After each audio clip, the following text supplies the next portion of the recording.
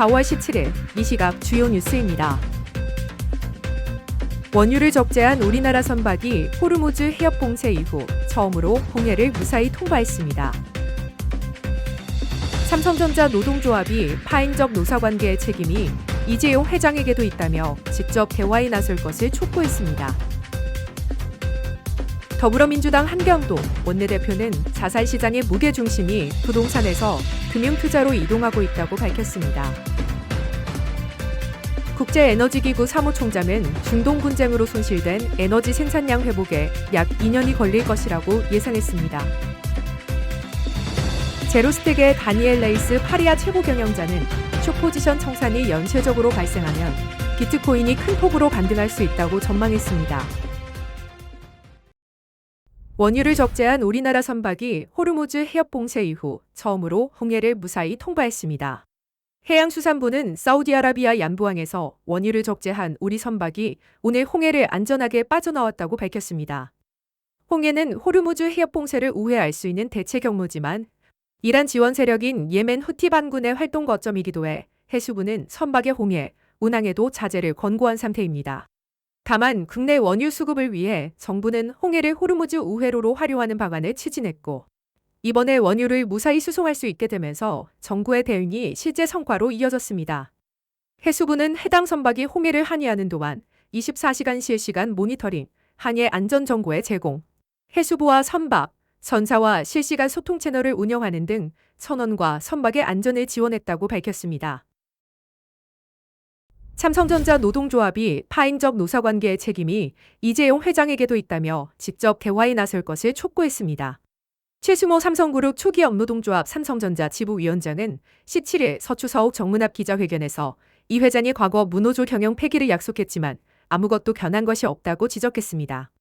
초기 업노조 조합원은 작년 9월 6,000명에서 이달 7만 4천 명까지 12배 이상 확대됐습니다. 노조는 오는 23일 평택사업장 집회와 5월 21일부터 6월 7일까지 총파업을 예고했으며 총파업으로 인한 예상 영업이익 피해 규모는 하루 약 1조 원, 총 20조 원에서 30조 원으로 추정했습니다.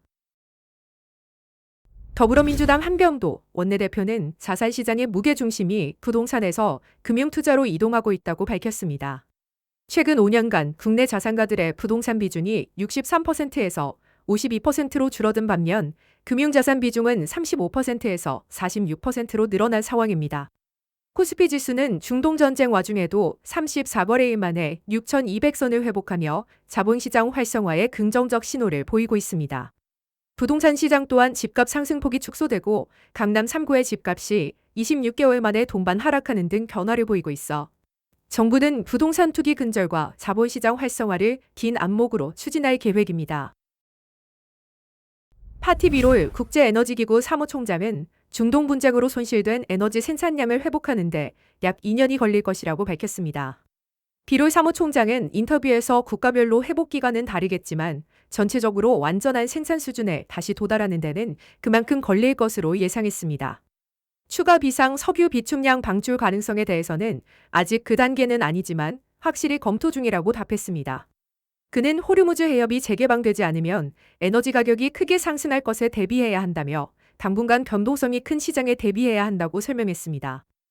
이어 에너지 안보 확보를 위해 재생에너지 생산량이 크게 증가할 것이라고 내다봤습니다. 비트코인이 숏포지션 과다로 인한 연쇄 청산 가능성으로 강한 반등을 보일 수 있다는 전망이 나왔습니다.